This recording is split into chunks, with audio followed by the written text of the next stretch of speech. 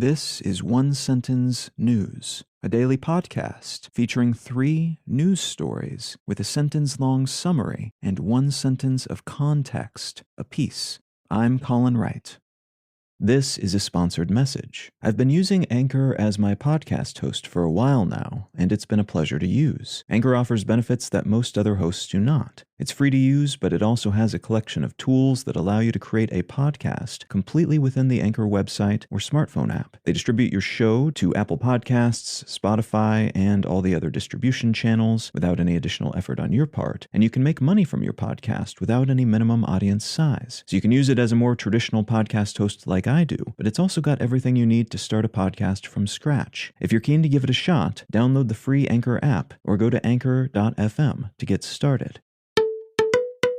It's Friday, February 3rd, 2023. Let's talk about the news. From the Associated Press, day of disruption in UK as hundreds of thousands join strike. An estimated 500,000 people, many of them teachers and rail workers, walked off the job across the UK and participated in protests earlier this week as part of a larger effort to pressure the government to increase pay for teachers, university staff, train drivers, border officials, and civil servants amidst a significant cost of living crisis.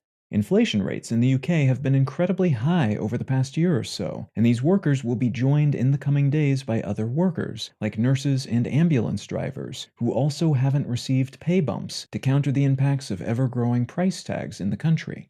The UK has already experienced months of similar strikes by different sorts of workers, but conflicts between union heads and government leaders responsible for setting these workers' pay haven't resulted in anything substantial thus far.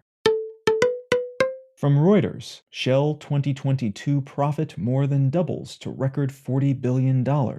Fossil fuel-oriented energy company Shell has announced a record $40 billion in profits in 2022, alongside stock buybacks enabled by that record haul. But the company is also now in the crosshairs of governments around the world that see these profits from Shell and their industry compatriots as something akin to war profiteering.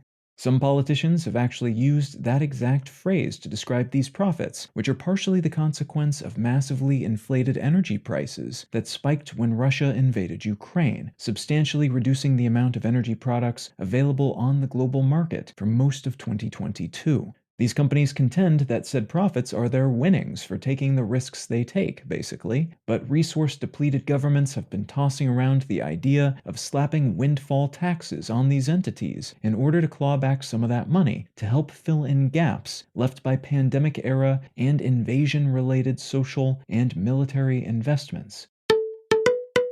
And from Axios, Philippines grants U.S. military expanded access to bases amid China tensions.